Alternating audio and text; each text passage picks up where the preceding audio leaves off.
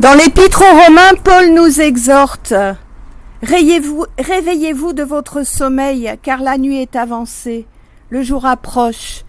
Dépouillez-vous des œuvres des ténèbres et revêtez les armes de la lumière. » Pour commenter ce verset, un ancien disait que chaque fois que la pensée lui venait « Fais relâche aujourd'hui et demain tu te convertiras », il répondait « Non, aujourd'hui je me convertis et demain que ta volonté soit faite. » Je vous invite à la prière.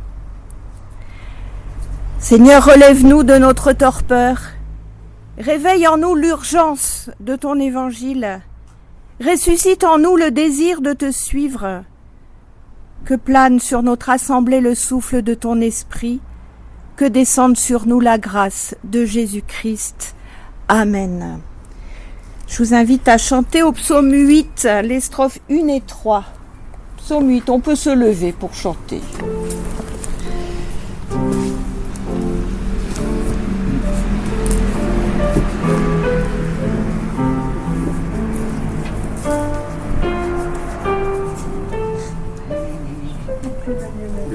Le 8.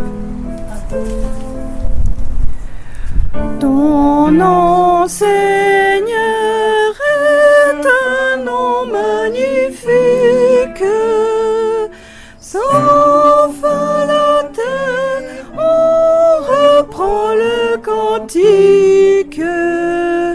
Elle répond de toute sa beauté à la splendeur du ciel illuminé. Le 3. J'ai vu ta main peupler le ciel immense de tant de feux qui tournent en silence. Et j'ai pensé, cet homme si petit, qu'est-il grand Dieu que tu en aies souci. Louons le Seigneur. Tu nous connais tous, Seigneur, par notre nom. Nous sommes importants pour toi. Nous sommes écrits sur la paume de ta main. Nous voulons vivre de ton amour. Merci de nous apprendre ton nom, de nous le donner à connaître avec notre cœur et à en vivre vraiment.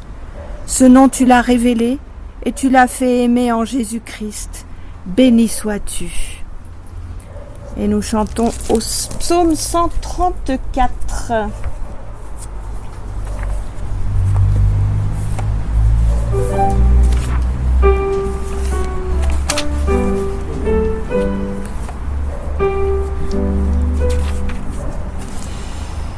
Bénissons Dieu le seul Seigneur, nous qu'il choisit pour serviteurs.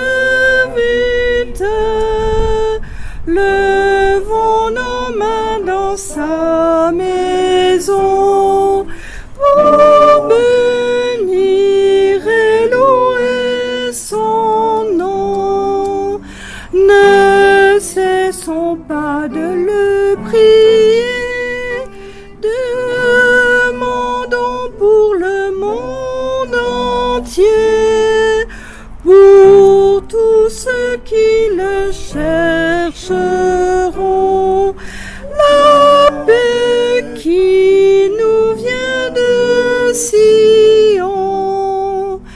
Gloire à Dieu notre Créateur,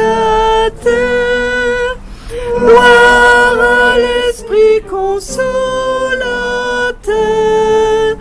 au Fils unique Jésus-Christ, ô Dieu sauveur qui nous bénit. Je vous invite à vous asseoir.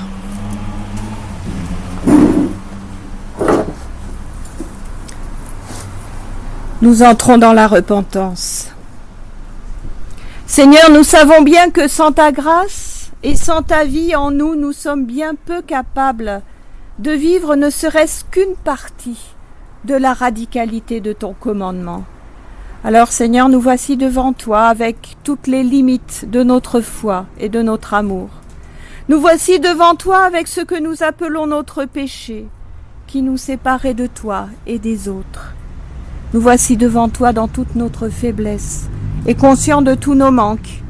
Ces manques et ces faiblesses, ces errances et ces incapacités, nous les déposons simplement au pied de ta croix, afin que tu nous accueilles tels que nous sommes.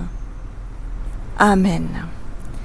Nous chantons 405, les strophes 1 et 4.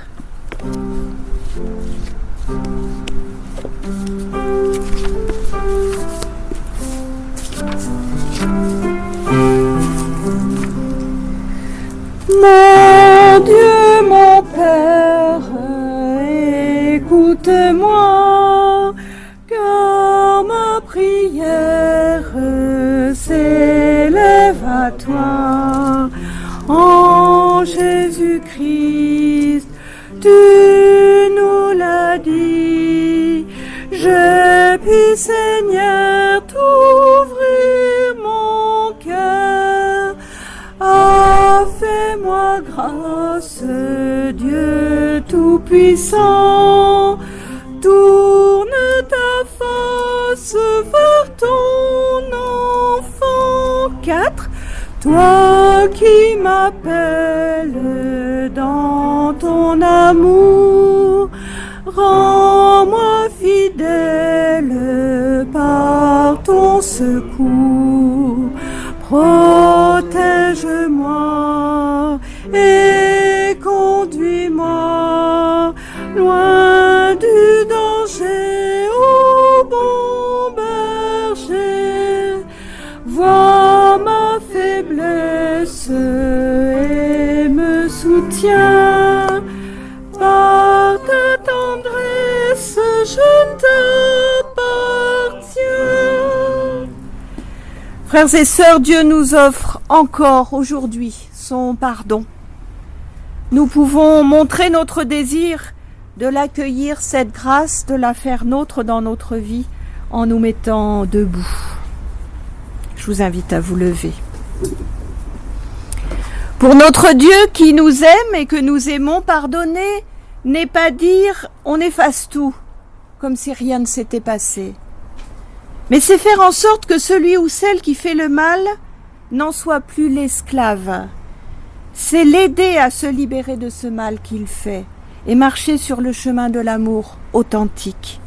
En fin de compte, c'est l'ouvrir à l'espérance d'un autre possible, d'un futur ensoleillé qui libère de la nuit du passé.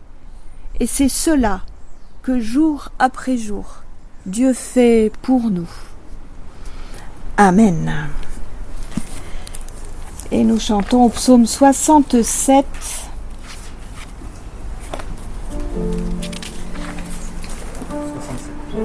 Oui.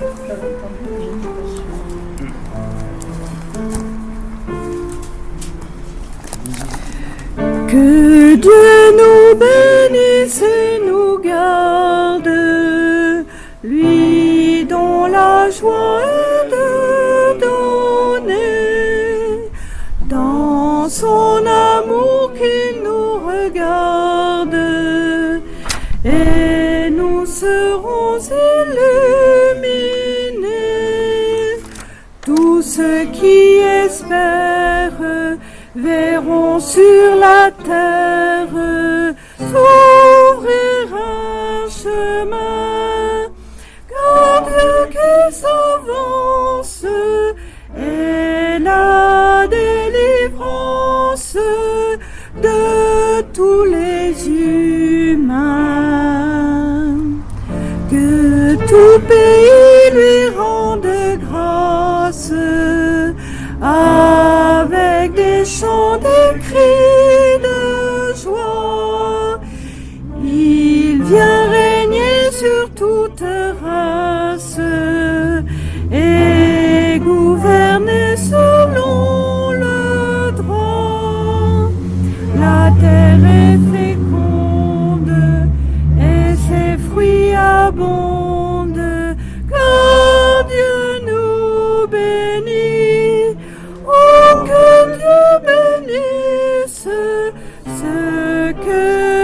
la justice en tout lieu unis.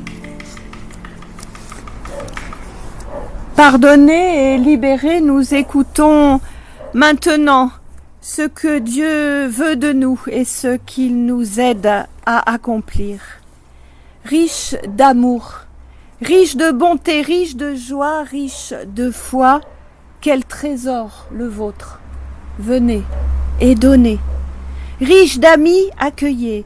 Riche de rire, consolez. Riche de prières, priez pour vos frères.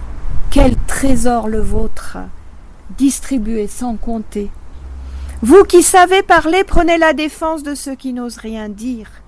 Vous qui êtes forts, encouragez ceux qui hésitent et soutenez ceux qui tombent sous le fardeau de vivre. Vous qui êtes baignés de bonheur, entraînez dans votre lumière ceux et celles qui se noient dans la peur. Quel trésor le vôtre. Vous avez tout reçu. Il ne vous reste plus qu'à tout donner pour avancer à ma suite. Et nous chantons au psaume 101, les strophes 1 et 2. 101.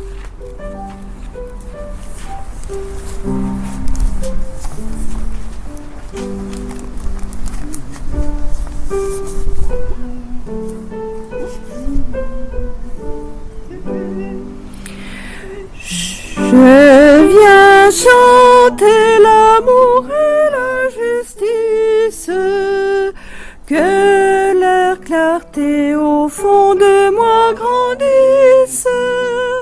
Pour leur beauté je chanterai, Seigneur, pour leur vigueur.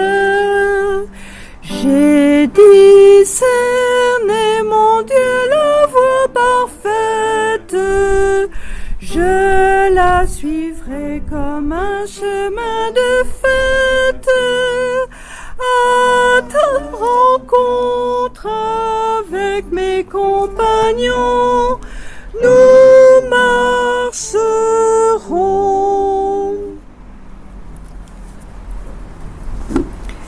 Nous prions avant d'ouvrir les Écritures afin qu'elles deviennent pour chacun et chacune d'entre nous véritablement paroles de vie. Père miséricordieux, fais grandir en nous le désir de chercher premièrement ton royaume de justice et d'amour. Accorde-nous force et persévérance afin que nous y parvenions à la suite de Jésus-Christ, ton Fils, notre Seigneur. Amen. Dans le livre des Proverbes, nous lisons au chapitre 3, les versets 13 à 20.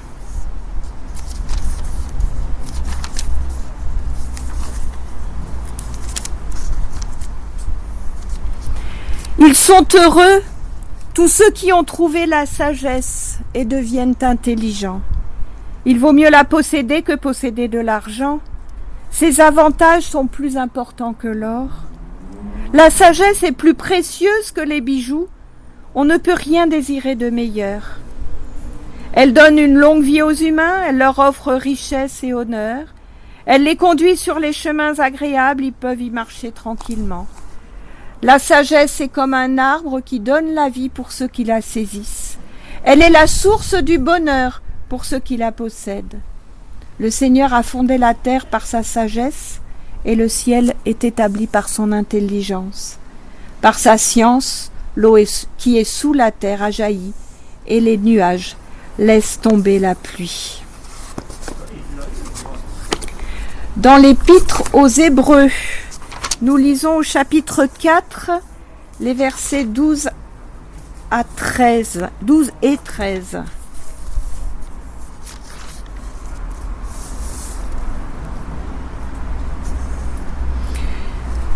La parole de Dieu est vivante, elle est pleine de force. Elle coupe mieux qu'une épée qui coupe des deux côtés. La parole de Dieu entre en nous en profondeur. Elle va jusqu'au fond de notre cœur, jusqu'aux articulations et jusqu'à la moelle. Elle juge les intentions et les pensées du cœur. Rien n'est caché pour Dieu. Tout ce qu'il a fait se présente ouvertement devant ses yeux. Son regard découvre tout et c'est à lui que nous devons rendre compte. Et enfin, dans l'Évangile selon Marc, au chapitre 10, les versets 17 à 31.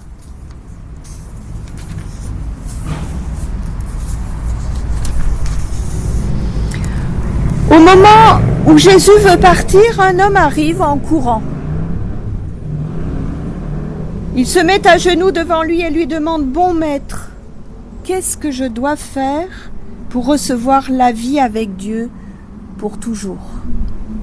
Jésus lui répond « Pourquoi m'appelles-tu bon ? Personne n'est bon, sauf Dieu. Tu connais les commandements. Ne tue personne, ne commets pas d'adultère, ne vole pas, ne témoigne pas faussement contre quelqu'un, ne fais pas de mal aux autres, respecte ton père et ta mère. » L'homme lui dit « Maître, j'obéis à tout cela depuis ma jeunesse. » Jésus le regarde avec amour et lui dit « Une seule chose te manque. Va, vends ce que tu as et donne l'argent aux pauvres. Alors tu auras des richesses auprès de Dieu. Ensuite, viens et suis-moi. » Mais quand cet homme entend cela, il prend un air sombre et il s'en va tout triste, car il avait beaucoup de biens. Jésus regarde ses disciples qui sont autour de lui et leur dit « Pour ceux qui ont des richesses, c'est vraiment difficile d'entrer dans le royaume de Dieu. » Les disciples sont très étonnés par ces paroles, mais Jésus leur dit encore « Mes amis, c'est vraiment difficile d'entrer dans le royaume de Dieu. Est-ce qu'un chameau peut passer facilement par le trou d'une aiguille ? Eh bien, pour un riche, c'est encore plus difficile d'entrer dans le royaume de Dieu. » Les disciples sont de plus en plus étonnés, ils se disent entre eux « Mais alors, qui peut être sauvé ?» Jésus les regarde et leur dit « Pour les hommes, c'est impossible, mais non pour Dieu. En effet, pour Dieu, tout est possible. » Alors Pierre lui dit « Écoute, nous avons tout quitté pour te suivre. » Jésus lui répond « Je vous le dis, c'est la vérité. Si quelqu'un quitte maison, frères, sœurs, mère, père, enfants et champs à cause de moi et de la bonne nouvelle, cette personne recevra 100 fois plus dès maintenant dans ce monde. Elle recevra des maisons, des frères, des sœurs, des mères, des enfants et des champs. En même temps, elle souffrira à cause de moi. Et dans le monde qui vient, elle recevra la vie avec Dieu pour toujours. Parmi ceux qui sont les premiers maintenant, beaucoup seront les derniers, et parmi ceux qui sont les derniers maintenant, beaucoup seront les premiers.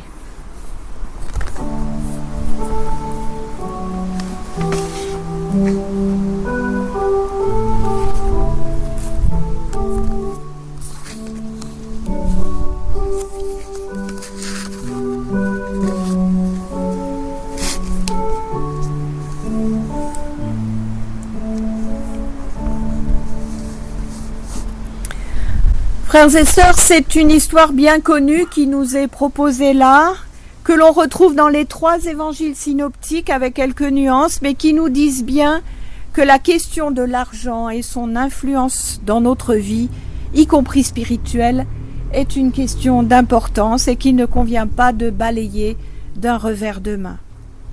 Cet homme qui nous est décrit là, on aimerait l'avoir comme paroissien. Pensez donc qu'il fait tout bien. On peut même imaginer qu'il aille jusqu'à donner scrupuleusement la dîme. Voilà qui rassurerait nos trésoriers. Et qu'il fasse l'aumône comme cela est requis par la loi. Et voilà pour nos entraides paroissiales. Bref, il fait tout à la force des bras et de sa volonté et s'y applique avec une discipline rigoureuse, et ce, nous dit-il, depuis son plus jeune âge. Et si c'était justement là son problème, cet aspect laborieux, calculé, contraint de ses actes. D'ailleurs, sa question à Jésus porte sur le faire. Que faut-il faire pour hériter la vie éternelle ? Sa question contient en elle-même un paradoxe. S'il s'agit d'hériter, en effet, il n'y a rien à faire. Il s'agit juste d'être. Sinon, il aurait dû dire gagner la vie éternelle. Donc, à la fois, quelque part au-dedans de lui, il sait que la vie éternelle lui est offerte comme un héritage laid à un des fils, mais il ne peut pas s'empêcher de penser que tout cela doit se mériter. Il éprouve le besoin de souscrire au plus vite ce qu'on pourrait appeler une assurance vie éternelle. Et il veut tout faire pour cela. Son besoin de sécurité est certainement proportionnel au fait qu'il est, au fond, plein de doutes sur ses capacités à répondre véritablement à la loi. Et Jésus lui répond par un autre paradoxe. « Il ne te manque qu'une chose, lui dit-il. Et ce qui lui manque, eh bien, c'est justement ce qu'il a en trop.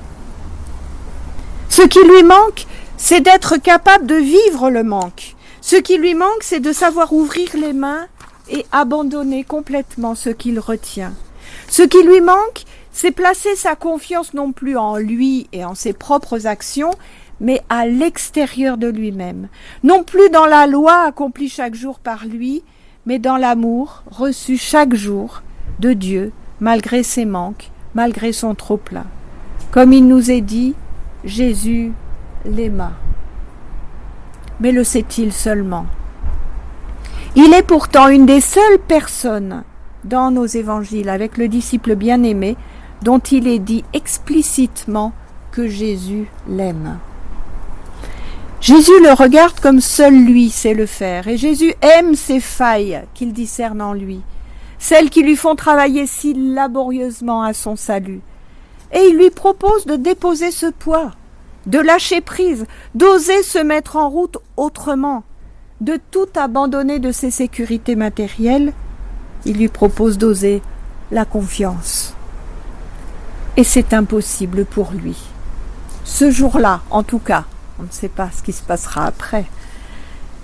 Et c'est impossible, se disent à leur tour les disciples, mais alors, qui peut être sauvé?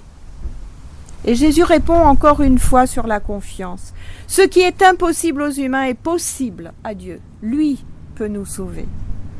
Encore faut-il accepter ce salut qui nous est offert, justement, ne pas le monnayer et le recevoir dans la foi, ce qui précisément manque à l'homme riche. À la répartie de Pierre, qui après s'être inquiété de l'accès au salut semble se rassurer en mettant en avant que justement, eux, eh bien, ils ont tout laissé pour suivre Jésus, celui-ci annonce que déjà sur terre, dans le temps qui est le nôtre, ce que nous laissons nous sera donné au centuple, comme une manière de nous aider à accepter de tout lâcher, si d'aventure nous avions les mêmes réticences que l'homme riche. Tout cela nous sera donné, mais avec, soit dit en passant, des persécutions. La vie donc avec ses richesses de tous ordres, mais aussi avec ses difficultés. Ce que la première Église expérimentera effectivement, une communauté de frères et de sœurs, un partage des biens entre personnes et entre communautés, un accueil généreux partout où les disciples circuleront, mais tout cela sera effectivement assorti de persécutions. Les promesses de Jésus sont pour le temps présent et la vie éternelle est pour le monde qui vient. Alors ce monde qui vient, on peut aussi s'interroger. Est-ce que c'est un futur proche pour les disciples, ce qui signifierait donc que la vie éternelle doit se vivre au jour le jour et dès maintenant, dès la seconde d'après, le jour qui vient? Ou bien ce monde qui vient est-il cet au-delà que nous avons tant de peine à imaginer? Ou bien encore les deux se superposent-ils? Quoi qu'il en soit, nous avons entendu à nouveau Jésus exprimer la radicalité de ses commandements. Face à l'homme riche, si scrupuleux, à la vertu radicale, il oppose la générosité, tout aussi radicale, comme il oppose la maîtrise à la confiance totale d'un lâcher-prise. Personne ne peut me prendre ce que j'ai déjà donné, ce sont mes seules vraies richesses, répondait un ministre juif au roi d'Espagne qui l'interrogeait sur ses possessions en se demandant un petit peu si des fois il n'en avait pas mis de côté. Et le reste, cet homme répond sur ce qu'il a donné parce que tout le reste, dit-il au roi, pouvait lui être pris à tout moment. Et en bon juif, il savait de quoi il parlait effectivement avec les pogroms et autres. Donc notre homme riche ici cumulait richesse et vertu. Il ne lui manque que la liberté que donne la foi en Dieu, et peut-être la joie légère que donne cette liberté. En effet, nous dit-on, il s'en alla tout triste, car il avait beaucoup de bien. Curieuse explication que celle-là, que l'on comprend en extrapolant un peu. Il s'en alla tout triste, car comme il avait beaucoup de bien, eh bien, il avait encore plus de mal à le laisser, et donc ça lui pose problème. Mais il est juste dit, il s'en alla tout triste, car il avait beaucoup de bien. Et on pourrait se demander si la richesse ne s'oppose pas à la joie. Ouvrir ses mains, ouvrir son cœur, abandonner ses craintes pour l'avenir, donnerait-il plus de joie que cette assurance vie éternelle sur laquelle compte notre homme pour garantir son avenir? Vivre au présent, le partage et la confiance, le don et la gratuité, ouvrirait-il la porte à un bonheur, peut-être fugace, mais certain? La radicalité de Jésus serait-elle tout autre chose qu'un désir de maîtrise de sa part sur nos existences? Et s'il nous offrait là le seul moyen d'expérimenter véritablement la plénitude d'une vie où l'imprévu prend toute sa place, comme une occasion offerte à chaque instant de placer sa confiance dans celui qui veut pour nous la vie. Toute chose concourt au bien de ceux qui aiment Dieu, affirme Paul dans l'Épître aux Romains, croyons-nous cela? Voulons-nous vivre, expérimenter cela dans nos vies? Voulons-nous accueillir ce qui nous est offert au centuple? Pour cela, sans doute nous faut-il ouvrir les yeux sur ce qui déjà nous comble et qui n'a rien à voir avec seulement les richesses matérielles auxquelles nous nous attachons. Et je ne peux pas m'empêcher de penser ces jours-ci au scandale des Pandora Papers ou à ces chiffres délirants qui nous disent que les plus riches se sont encore enrichis de manière honteuse pendant la pandémie. Et la question qui me vient, c'est faut-il envier cela? Cet argent qui semble faire des petits tout seul dans un monde parallèle d'endroits, de paradis fiscaux justement, et ces personnes qui n'ont plus non plus de lien avec ce que nous connaissons, nous, du monde réel. Alors, peut-être est-il plus engageant, plus stimulant finalement de vivre la radicalité de la parole de Jésus, car elle est promesse de vie et de joie. Va, vends tout ce que tu as, donne-le aux pauvres, puis viens et suis-moi. Voilà ce que nous propose Jésus. Voilà ce que nous aurons sans doute bien du mal à faire, mais déjà se laisser porter par la radicalité du message et par la promesse que, quoi qu'il en soit, il sera avec nous. Amen. Je vous invite à vous lever pour chanter au 577. 577.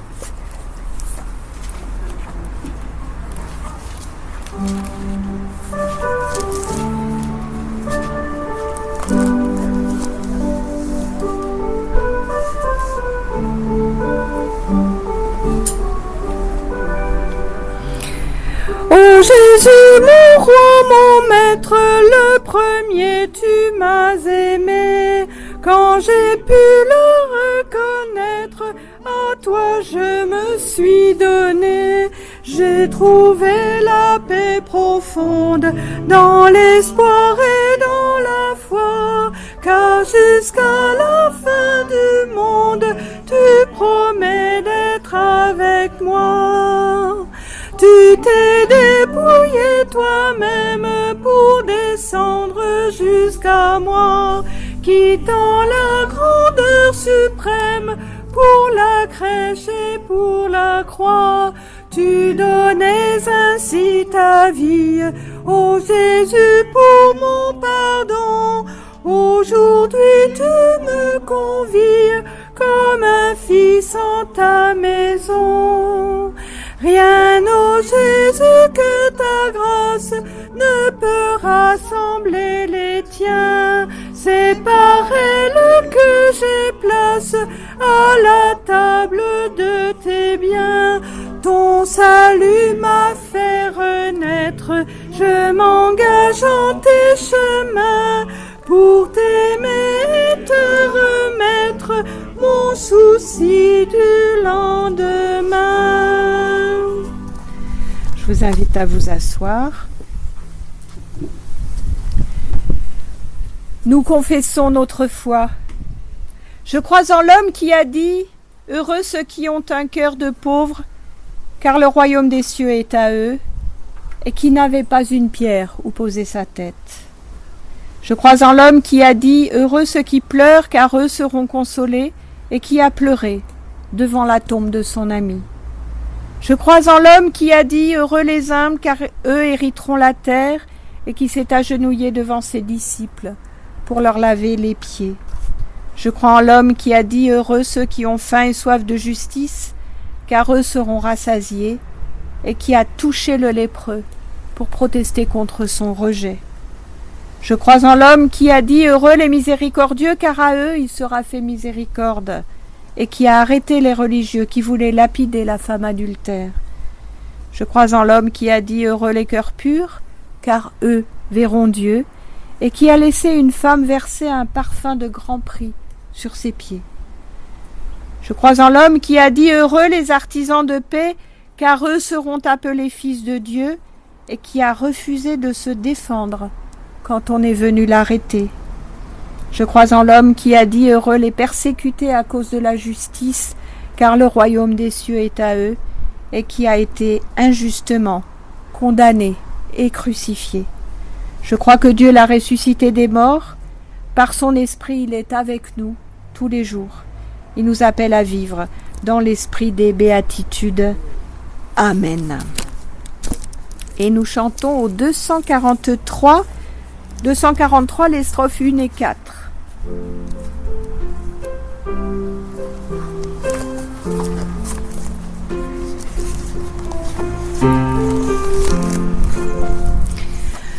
Grand Dieu, nous te bénissons, nous célébrons tes louanges, Éternel, nous t'exaltons, de concert avec les anges, et prosternés devant toi, nous t'adorons, grand roi.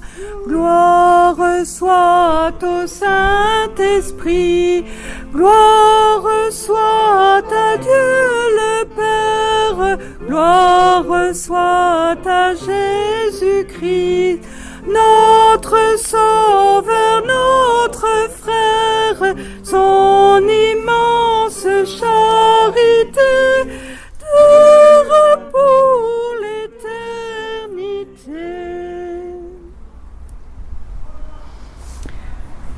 Alors c'est maintenant le moment des annonces. Alors j'ai reçu une mauvaise nouvelle ce matin puisque Jean-Dominique Aliotti, le mari de Marie-France, est décédé au petit matin. Bon, il avait des soucis de santé. Il a été opéré il y a très peu de temps de pontage, etc. Mais bon, il a pas surmonté l'anesthésie générale, etc. Donc il est ressorti, mais bon, pour quelques jours, et il est décédé au petit matin, ce matin. Donc nous porterons bien évidemment Marie-France dans nos prières. Elle aura besoin aussi peut-être de coups de fil, de petits coucous. Donc elle est sur Ajaccio, mais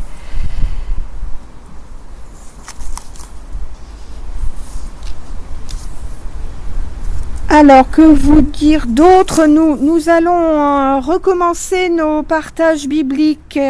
Donc, on a un petit peu de temps. Hein, ce sera le 21 ici dans la salle là-haut. Donc, et on va s'attaquer à l'Épître aux Romains.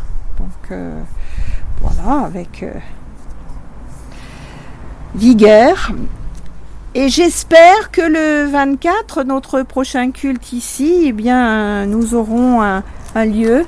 Bon, à la limite, j'irai demander là-bas parce que quand même ça fraîchit, hein, donc ça devient compliqué d'être dehors. J'attendais une réponse de la mairie de Bastia là, mais je vais leur accorder quelques jours encore avant de les relancer à nouveau. Madame de Gentili m'avait demandé une semaine et bon, la semaine est bouclée, donc je reposerai la question d'ici quelques jours. J'ai vu Alonso au parc Galéa, oui. Il a dit qu'il allait aussi oui, parce que mettre bon. la pression. Oui, voilà. Je crois que là, ça devient. Bon, j'irai demander à la mairie ici, hein, mais voilà. Si on peut avoir un lieu définitif, enfin, ou au moins pour un certain temps, ce serait. Chaque fois pour la salle. Oui, il faut demander à chaque fois pour la salle. C'est-à-dire, non, c'est que il nous l'avait prêté dans toute la période Covid parce que il l'a loué pour rien d'autre. Le problème, c'est que bon, s'il la loue le samedi soir, eh ben, on peut pas avoir la clé le dimanche matin. Le ménage n'a pas été fait. C'est ça. Donc là, comme il commence à pouvoir la louer à nouveau, ils vont pas pouvoir nous promettre de l'avoir tous les dimanches où on en a besoin. Donc il faut qu'on trouve un autre système, voilà. Donc on va pousser. Eh bien, c'est maintenant le moment de l'offrande. Enrichi de toute manière, nous pouvons pratiquer toutes les générosités.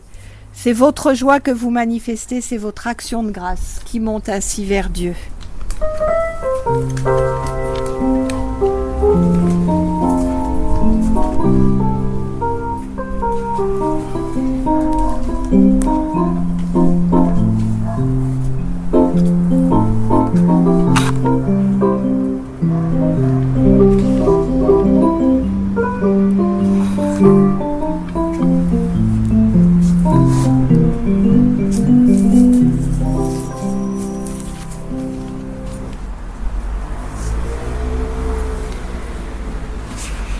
Le Seigneur reçoit maintenant notre offrande avec amour comme un cadeau de ses enfants. Nous entrons dans l'intercession. Nous avons été nourris, relevés, confortés par la parole. Nous voulons maintenant donc nous tourner dans la prière vers ceux qui ne sont pas avec nous aujourd'hui. Et nous faisons monter vers Dieu notre intercession. Seigneur, je ne sais pas très bien ce qui donne sa valeur à ma vie, son prix, mais je sais que pour toi, cette question est déjà réglée.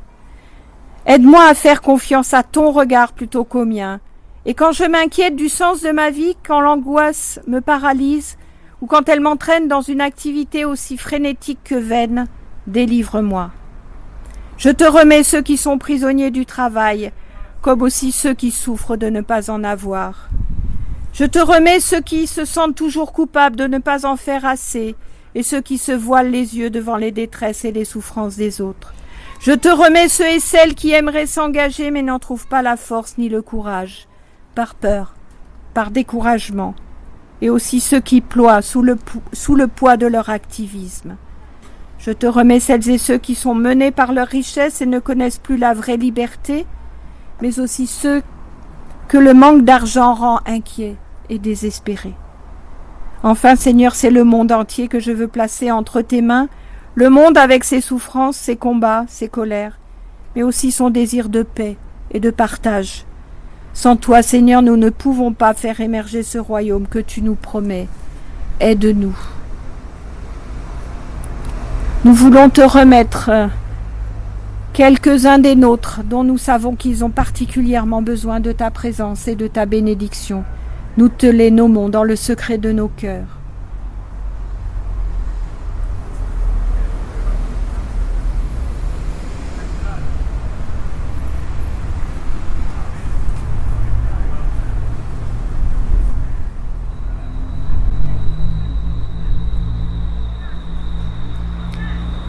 Bien d'autres prières nous viennent au cœur, alors unis à tous ceux qui s'efforcent de suivre Jésus-Christ, nous les rassemblons en te disant tout simplement la prière que ton Fils est venu nous apprendre.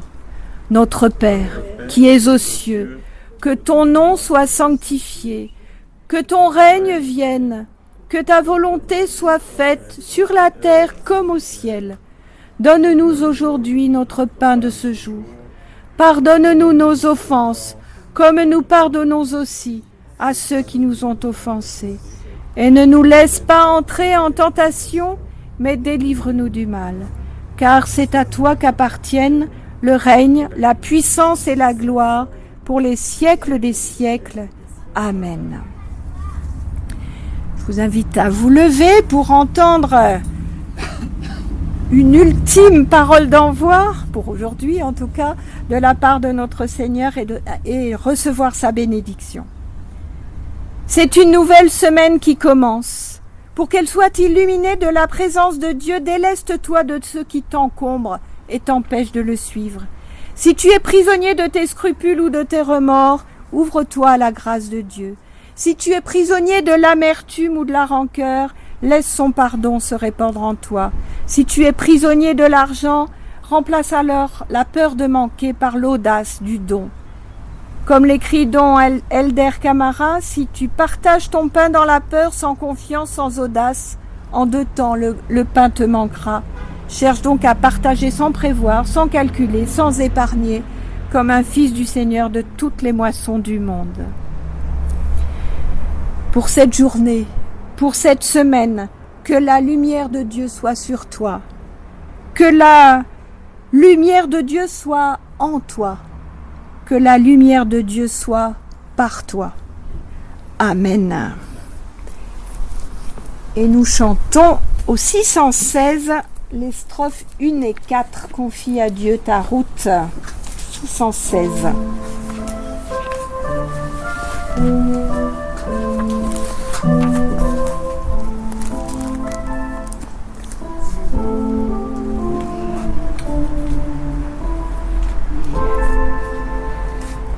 Confie à Dieu ta route, Dieu sait ce qu'il te faut, jamais le moindre doute ne le prend en défaut. Quand à travers l'espace il guide astres et vents, ne crois-tu pas qu'il trace la route à ses enfants? 4.